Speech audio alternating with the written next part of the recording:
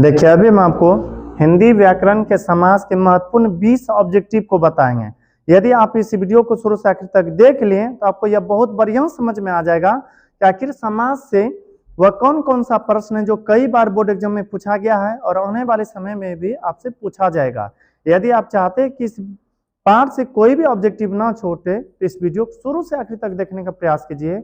आपको हम 20 ही नहीं बल्कि इससे अधिक ऑब्जेक्टिव का ज्ञान देंगे। तो अब हम जल्दी से स्टार्ट करते हैं।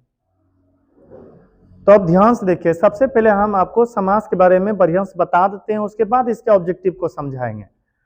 तो समास के बारे में यदि चर्चा करें तो समास का लेक्चर है जब दो या दो से अधिक पद अपने बीच की विभक्ति को छोड़कर आपस में मिल जाते हैं तो इसी मेल को समास कहा जाता है। इसी मेल को क्या कहा जाता है? समास। आपको याद रखना है समास का अर्थ होता है मेल। समास का अर्थ क्या होता है? मेल। यदि समास के बारे में चर्चा करें, समास के 6 भेद होते हैं। समास के कितने भेद होते हैं? 6 भेद होते हैं। अब इस 6 भेद को जल्दी से बताते हैं। पहला तत्पुरुष समास, जिस समासिक शब्द का अंतिम खंड प्रधान हो। अंतिम खंड प्रधान होने का मतलब यह कि जैसे कोई समासिक पद बोल रहे हैं ना, कोई समासिक शब्द बोल रहे हैं, उसके आखिरी खंड पर ही लगेगा, वह मुख्य रूप से निर्भर करेगा। अर्थात यह जिस समासिक शब्द का अंतिम खंड प्रधान हो उसे हम कहते हैं तत्पुरुष समास। जैसे है राजमंत्री। खुद से सोचिए, राजा के मंत्री को कहते हैं राजमंत्री। हम कह रहे हैं कि राजमंत्री पधार रहे हैं। बताइए, राजा आ रहे हैं कि मंत्री? एक बार सोच के देखिए। राजमंत्री, राजा के जो मंत्री होते हैं उसे कहते हैं राजमंत्री। तो यह मंत्री के बारे में चर्चा किया गया। मंत्री प्रथम पद है कि अंतिम पद? अंतिम पद। तो जिस समासिक शब्द का अंतिम पद या अंतिम खंड प्रधान होगा उसे हम कहेंगे तत्पुरुष समास। यहीं पर होता है राजकन्या, राजपुत्र, राजमहल, यह सब तत्पुरुष समास है। फिर आगे कर्मधारय समास, जहां पर विशेष विशेषण और उपमान उपमय का मेल हो तो उसे कर्मधारय समास कहते हैं। कि जहां पर विशेष विशेषण और उपमान उपमय का मेल हो वहां कर्मधारय समास होता है। ऐसा यदि आपको लगेगा कि कोई कर्म के आधार पर रूप धारण किया, क्या बोले? कोई कर्म के आधार पर रूप धारण किया तो उसे कहेगा कर्मधारय समास। इसी में आता है विशेष विशेषण और उपमान उपमय। जैसे चंद्रमुखी, नीलकमल, चरण कमल। अब चंद्रमुखी के बारे में चर्चा करें, जिनका मुख चंद्रमा के समान हो उनको हम कहते हैं चंद्रमुखी। जिनका नीलकमल, जो कमल नीला हो उसके लिए एक शब्द है नीलकमल। चरण कमल, जिनका चरण कमल के समान हो उनके लिए एक शब्द है चरण कमल। यदि आपसे पूछे चंद्रमुखी, नीलकमल, चरण कमल कौन सा समास है तो कहिएगा कर्मधारय समास। फिर आगे है जिस समासिक शब्द का प्रथम खंड संख्यावाचक हो। ऐसा लगेगा कि पहला खंड में संख्या आ गया तो उसे आप द्विगुण समास कहिएगा। क्या कहिएगा? द्विगुण समास। जैसे त्रिनेत्र, त्रिनेत्र में 3 संख्या आया, चौराहा में 4 आया, पंचामृत में 5, पंचभूत, अठन्नी, द्वन्नी।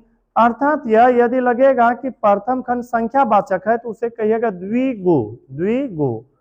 फिर है द्वंद्व समास, जिस समासिक शब्द के दोनों ही खंड प्रधान होते हैं उसे द्वंद्व समास कहा जाता है। जैसे लोटा डोरी, भात दाल, सीताराम, राधा कृष्ण, गौरी शंकर। ऐसा लगेगा दोनों खंड प्रधान है। जैसे कोई कहता है कि लोटा डोरी लाइए, आप यह बताइए लोटा लाइएगा कि डोरी की? दोनों चीज। तो यहाँ पर दोनों खंड प्रधान हो गया। अब कहा जाए भात दाल चाहिए हमें तो बताइए भात दिया जाएगा कि दाल की? दोनों दिया जाएगा। तो लोटा डोरी, भात दाल, सीताराम, राधा कृष्ण, गौरी शंकर, यह सब द्वंद्व समास है। फिर आगे है बहुव्रीहि समास, जिस समासिक शब्द का कोई भी खंड प्रधान नहीं हो। ऐसा लगेगा कोनो खंड प्रधान नहीं है उसे कहते हैं बहुव्रीहि समास। इसके अंतर्गत आ जाता है, हालांकि फिर देखिए, जिस समासिक शब्द का कोई भी खंड प्रधान नहीं हो बल्कि वह समान अर्थों को छोड़कर विशेष अर्थ धारण करे उसे बहुव्रीहि समास कहा जाता है। जैसे लंबोदर, यानी कि लंबा हो उदर जिनका अर्थात गणेश, फिर है चंद्रशेखर जिनके सिर पर चंद्रमा हो अर्थात शंकर, चतुर्भुज चार भुजाएं हैं जिनकी अर्थात विष्णु। इसमें ऐसा लगेगा कि कहा जा रहा है और कुछ और कहा जाता है, उनका निष्कर्ष निकलता है किसी और पर। जैसे लंबोदर, लंबोदर किनके लिए व्यक्त किया जाता है? गणेश जी के लिए। चंद्रशेखर किनके लिए व्यक्त किया जाता है? शंकर जी के लिए। चतुर्भुज किनके लिए व्यक्त किया जाता है? विष्णु के लिए। आपको यहाँ पर याद रखना है लंबोदर, चंद्रशेखर और चतुर्भुज कौन सा समास है? बहुव्रीहि समास है। फिर आगे है अब यही भाव समास। जिस समासिक शब्द का प्रथम पद प्रधान हो, प्रथम पद प्रधान हो उसे कहते हैं अब यही भाव समास। जैसे यथाशक्ति, यथाशक्ति, प्रतिदिन, प्रति का मतलब होता है रोज और दिन का मतलब दिन, यानी कि प्रतिदिन आप कहते हैं कि दिन में पढ़ो। अब किस दिन में पढ़ना है तो पता नहीं है, प्रतिदिन पढ़ो, इससे यह पता चलता है कि रोज पढ़ना है। प्रतिदिन, प्रतिपल, तो याद रखना यथाशक्ति, प्रतिदिन, प्रतिपल कौन सा समास है? अब यही भाव समास है। फिर है एक एक्स्ट्रा में नए समास। इसमें याद रखिएगा जब किसी समासिक शब्द के आखिरी में ओ या न आए तो उसे हम नए समास कहते हैं। अभी जल्दी से इसके ऑब्जेक्टिव को देखते हैं। तो अब ध्यान से देखिए, संभवतः आपको यह समझ में आ गया होगा। जब दो या दो से अधिक पद अपने बीच की विभक्ति को छोड़कर आपस में मिलते हैं तो उसे हम समास कहते हैं। समास के मुख्य रूप से 6 भेद होते हैं। अब उसी पर आधारित जल्दी जल्दी ऑब्जेक्टिव को देखते हैं। पहला प्रश्न है, राजकन्या कौन सा समास है? सोचिए, राजा के कन्या को कहते हैं राजकन्या। राजा के कन्या को क्या कहते हैं? राजकन्या। खुद से सोचिए, हम कह रहे राजकन्या आ रहे हैं, बोलिए राजा आ रहे हैं कि कन्या? कन्या। तो कन्या कहाँ है? अंतिम में है। कन्या कहा जाते बेटी को। तो राजकन्या, कन्या कहाँ है? अंतिम में। जिस समासिक शब्द का अंतिम खंड प्रधान हो उसे कहते हैं तत्पुरुष समास। क्या कहते हैं? तत्पुरुष समास कहते हैं। फिर आगे है, प्रतिदिन में कौन सा समास है? प्रतिदिन में जिस समासिक शब्द का प्रथम खंड प्रधान हो उसे कहते हैं अब यही भाव समास। प्रतिदिन, प्रतिदिन अब यही भाव समास है। फिर आगे है, भाई बहन में कौन सा समास है?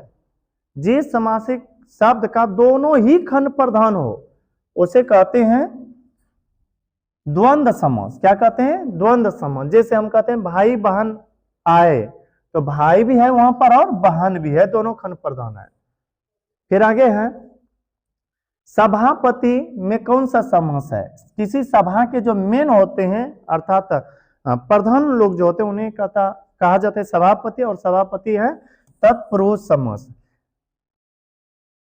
राजमाल कहे या फिर राजमंत्री कहे या सभापति कहे, यह सब हो जाएगा तत्पुरुष समास।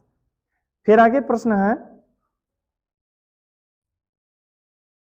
पंचवटी में कौन सा समास है? जब किसी शब्द का प्रथम खंड संख्यावाचक हो तो उसे कहते हैं द्विगु समास। क्या कहते हैं? द्विगु समास।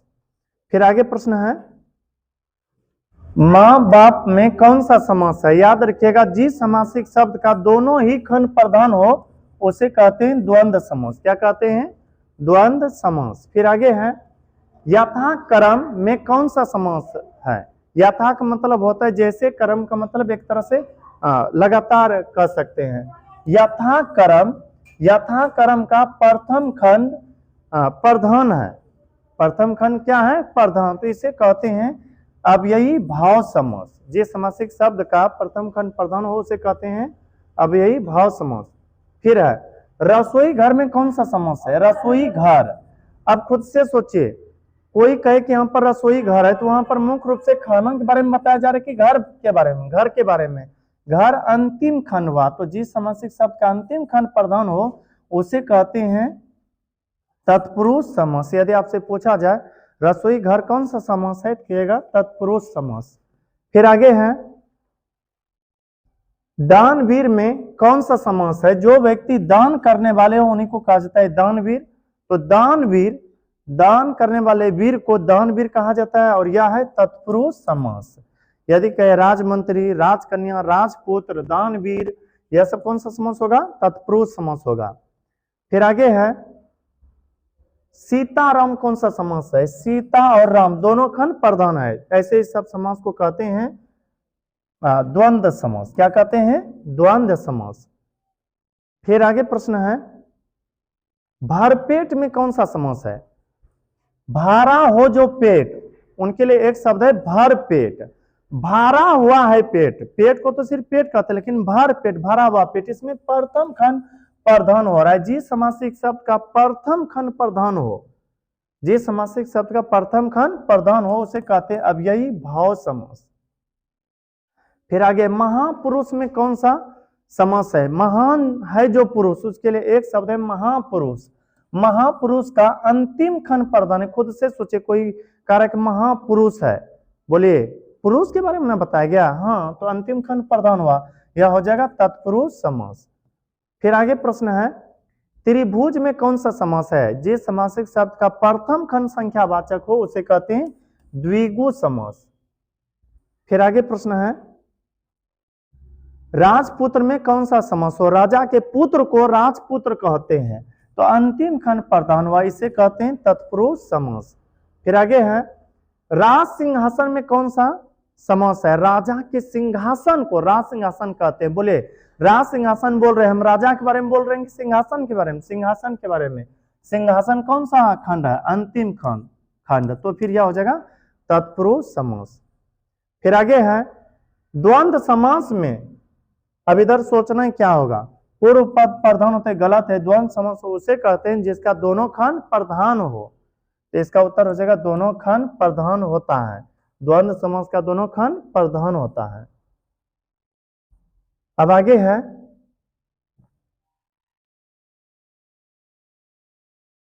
समास में आए पदों को छोड़कर जब किसी अन्य पदार्थ की प्रधानता हो, तब उसे क्या कहा जाते हैं? उसे कहा जाता है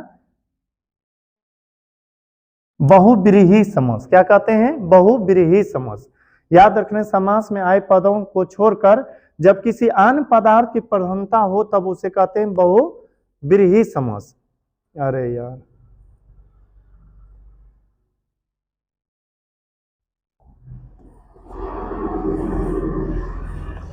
फिर आगे है, समास का शाब्दिक अर्थ क्या होता है? समास का शाब्दिक अर्थ मेल होता है, और उसी मेल को कहते हैं संक्षेप, यानी कि बड़े से बड़े लाइन को या सब अधिक से अधिक शब्दों को संक्षिप्त में करके लिख देना संक्षेप कहलाता है। तो समास का शाब्दिक अर्थ होता है संक्षेप। फिर आगे प्रश्न है, दो या दो से अधिक पद जब अपने बीच की विभक्ति को छोड़कर नया शब्द बनाते हैं, तो उसे क्या कहते हैं? उसे कहते हैं समास। उसे क्या कहते हैं? समास कहते हैं। Option number b. फिर अंतिम में है, पाप पुण्य कौन सा समास है? जिस समासिक शब्द का दोनों ही खंड प्रधान हो, उसे कहते हैं द्वंद्व समास। आई होप यह वीडियो आपको बहुत अच्छा लगा होगा। यदि यह वीडियो अच्छा लगा हो तो मेरे वीडियो को लाइक करें, और अभी तक यदि चैनल को सब्सक्राइब नहीं किए होंगे तो कर लीजिएगा, ताकि जो भी इस तरह से वीडियो अपलोड करें वह आप तक जल्दी से पहुंच सके। मिलते हैं किसी अगला वीडियो में, तब तक के लिए धन्यवाद।